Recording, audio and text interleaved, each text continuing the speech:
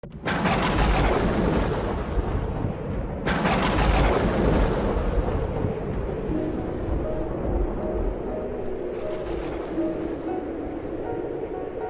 ce temps-là, Pierre s'approcha de Jésus pour lui demander, « Seigneur, lorsque mon frère commettra des fautes contre moi, combien de fois dois-je lui pardonner?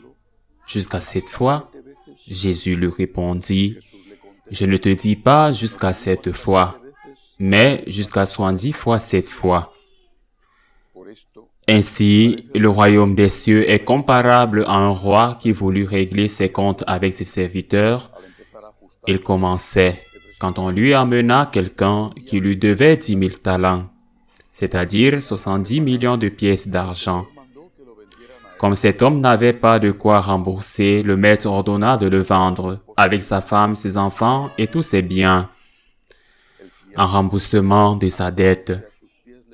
Alors, tombant à ses pieds, le serviteur demeurait prosterné et disait, « Prends patience envers moi, et je te rembourserai tout. » Saisi de compassion, le maître de ce serviteur le laissa partir et lui remit sa dette.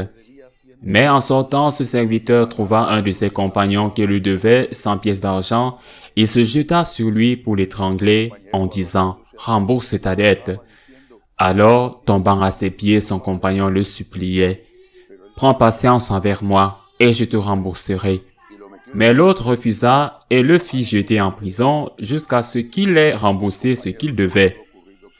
Ses compagnons, voyant cela, furent profondément attristés et allèrent raconter à leur maître tout ce qui s'était passé.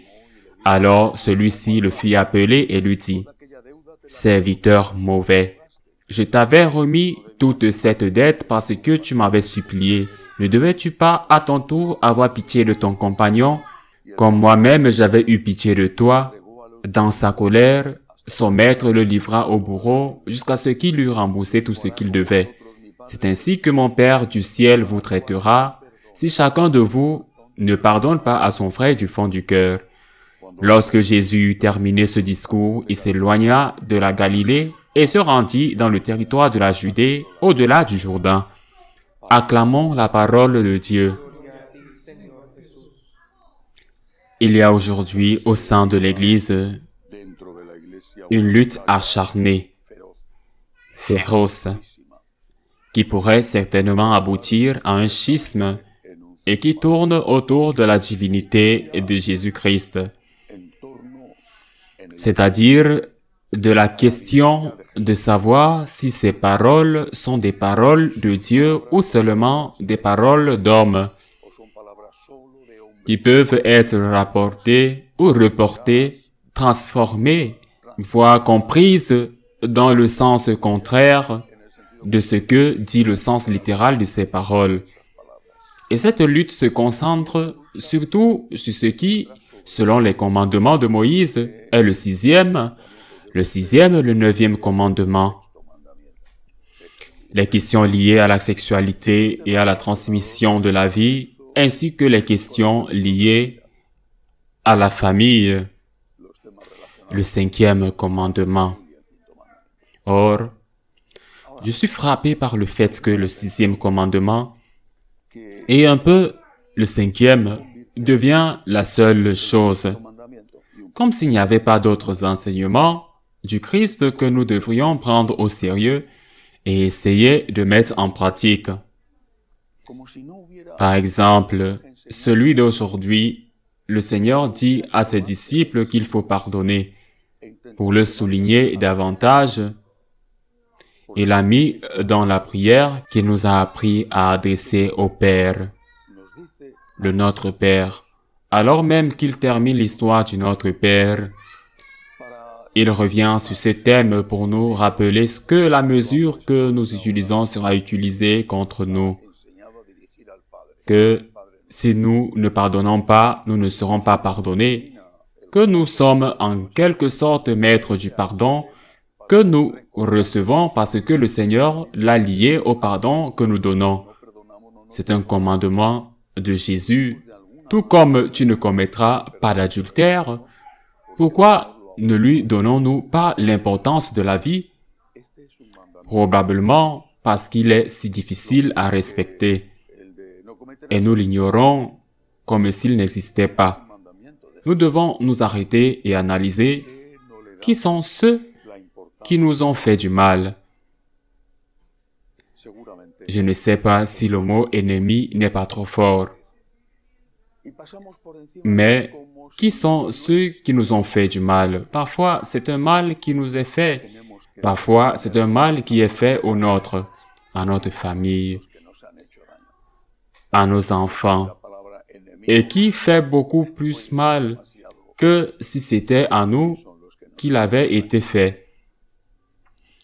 Dans tous les cas, qui sont ceux qui nous ont fait du mal?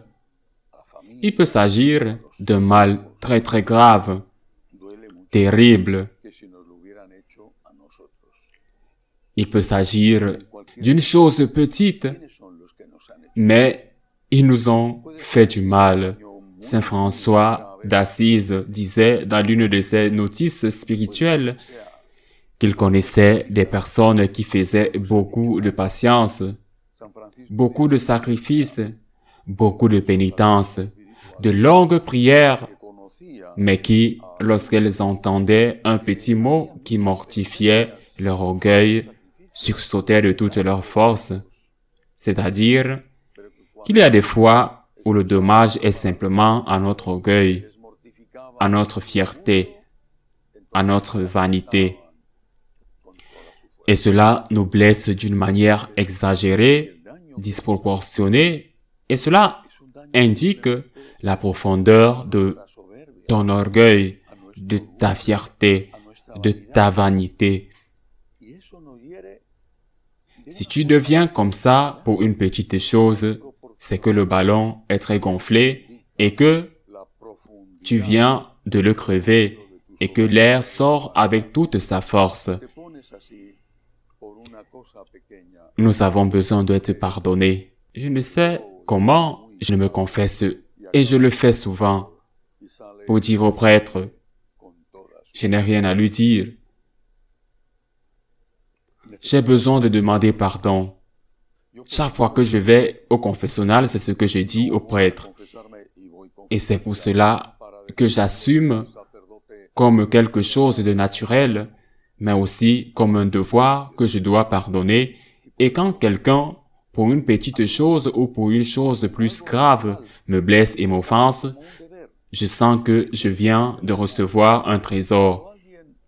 Parce que je me dis, quelle bonne chose. Dans la mesure où je pardonne à cette personne, dans la mesure où Dieu me pardonnera, et celui que j'utilise sera utilisé sur moi. Quelle chance j'ai. Cela ne veut pas dire que c'est facile et que cela ne me coûte rien, mais j'y pense. Et quand j'y pense, quand je médite dessus, cela rend ce pardon un peu plus facile pour moi. Demandons au Seigneur, face à cela et face à tout ce qui nous coûte, demandons au Seigneur la force. Ne nous trompons pas, ne disons pas c'est trop, disons plutôt Seigneur, augmente ma foi. Seigneur, augmente mon amour, afin que je puisse faire ce que tu veux que je fasse en ce moment, c'est-à-dire donner l'aumône, remplir mes obligations, être fidèle dans le mariage ou dans le sacerdoce, et aussi pardonner et aimer celui qui nous a fait du tort. Ainsi soit-il.